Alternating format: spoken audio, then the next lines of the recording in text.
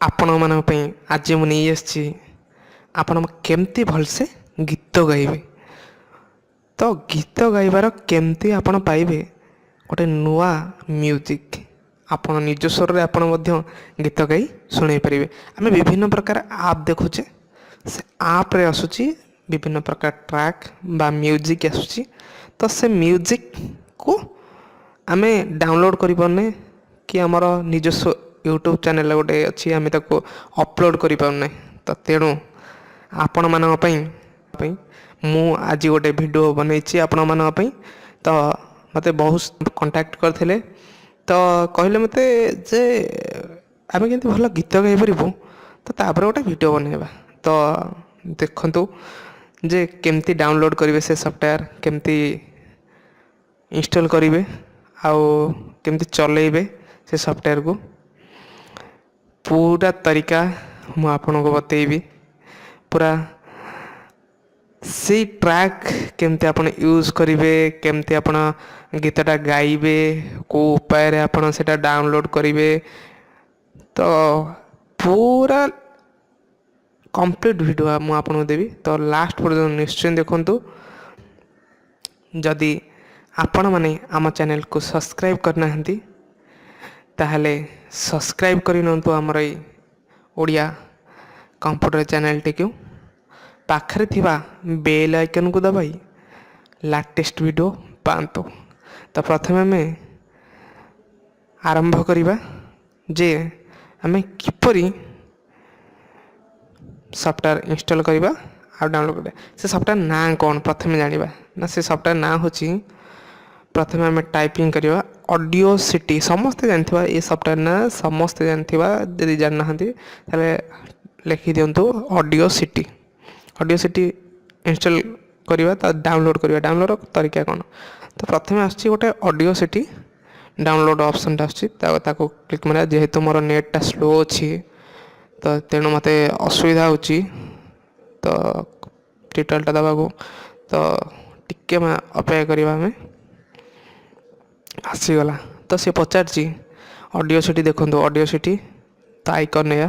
ତ ସେ ଦେଇଛି ଅଡ଼ିଓସିଟି ମାନେ ତାର ସବୁ ତ ଦେଇଥିଲା, ଆପଣ ଇନଷ୍ଟ୍ରକ୍ସନ୍ ପଢ଼ିଦେବେ। ଯାହା ବି ଦେଇଛି ଇନଷ୍ଟ୍ରକ୍ସନ୍ ପଢ଼ିଦେବେ। ପଢ଼ି ସାରିଲା ପରେ ଆପଣ କ'ଣ କରିବେ, ଦେଖନ୍ତୁ ଡାଉନଲୋଡ଼୍ ଅପସନ୍ କିଛି ଆମର ଡାଉନଲୋଡ଼୍ ଦରକାର ନାହିଁ, କିଛି ଅସୁବିଧା ନାହିଁ। ଆମେ ପ୍ରଥମେ ଯିବା ଅଡ଼ିଓସିଟି ଫର୍ ୱିଣ୍ଡୋ। ୱିଣ୍ଡୋରେ କ'ଣ ଆମେ 10, 8, 7 ସବୁଥିରେ ଇନଷ୍ଟଲ୍ କରିପାରିବା। ତ ମୁଁ କ'ଣ କଲି ନା ସେଥିରେ କ୍ଲିକ୍ ମାରିଲି। ତାପରେ ଦେଖନ୍ତୁ ଅଡ଼ିଓସିଟି 2.2.0 ସେଗୁଡ଼ାକୁ ଆମେ ଇନଷ୍ଟଲ୍ କରିବା।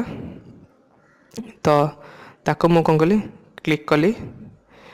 କ୍ଲିକ୍ କଲା ପରେ ଆମେ କ'ଣ କରିବା ନା, ପ୍ରଥମେ ମୁଁ ତାକୁ କ୍ଲିକ୍ କରିବି। ବର୍ତ୍ତମାନ ଦେଖନ୍ତୁ କ୍ଲିକ୍ କରୁଛି। ତ କ୍ଲିକ୍ କଲା ପରେ ଆମେ କ'ଣ କରିବା ନା, ତାକୁ ଦେଖିବା। ସେ ଦେଖାଏ ଡାଉନଲୋଡ଼୍ ଅଡ଼ିଓସିଟି ୱିଣ୍ଡୋଜ୍, ସେ ଗୋଟେ ପ୍ରଥମେ ସେଇଟା କ୍ଲିକ୍ କରିବା। କ୍ଲିକ୍ କଲା ପରେ ଟିକେ ନେଟ୍ ସ୍ଲୋ ଅଛି, ଟିକେ ଅପେକ୍ଷା କରିବା। ତ ଆପଣଙ୍କ ସଡନ୍ ଆସିଯିବ। ଦେଖନ୍ତୁ ଗୋଟେ ଆସିଗଲା ସେଭ୍ ଫାଇଲ୍।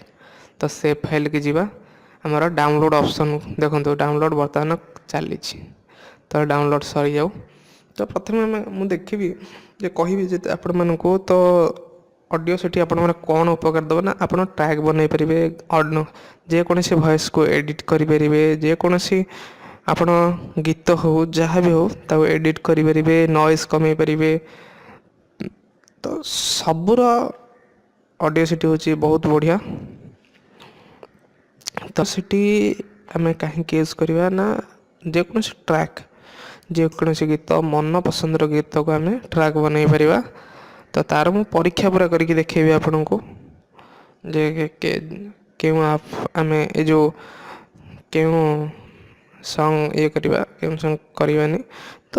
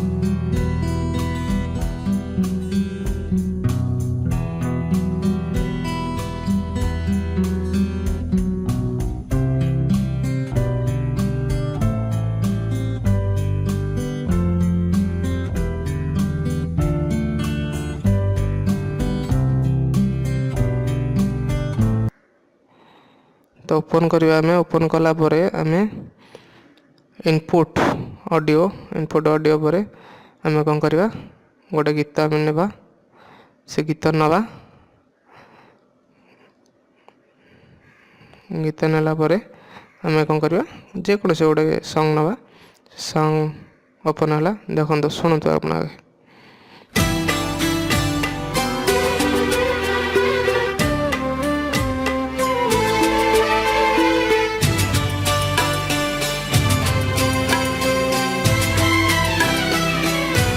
मुझे हक है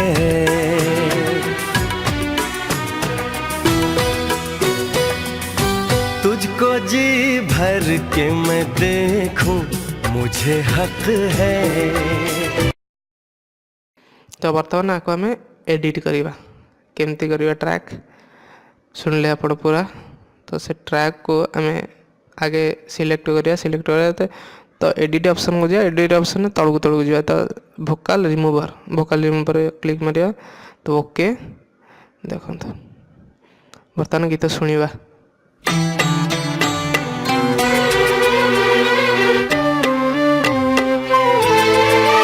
किसी भी ना देखो आप voice total of Bhokaal remover of पूरा पूरा ऑफ आप गीत गाईपर पूरा कंप्लीट गीत गाईपर मुझे जहाँ कहूँ रेकर्डिंग हो तो आपड़ गीत गाईपर बुझे कि तो बढ़िया सफ्टवेयर शुणु आपण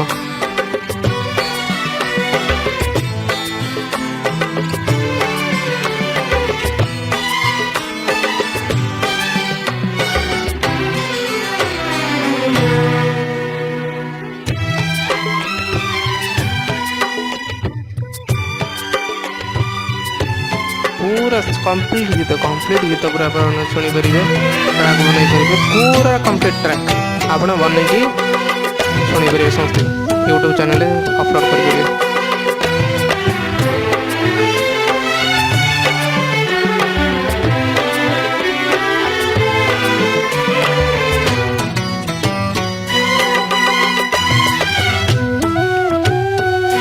तापर आम ये रखीदबा जे देखा आम कि सेव करवा तो फाइल जीवे फाइल गले एक्सपोर्ट MP3 आप जेकोसी करेंगे एक्सपोर्ट करेंगे। तो thank you for watching like subscribe share निश्चय करूँ जदि आपको ये भिडियोटी भल लगी था तो समस्त जनातु। थैंक यू धन्यवाद बाय बाय।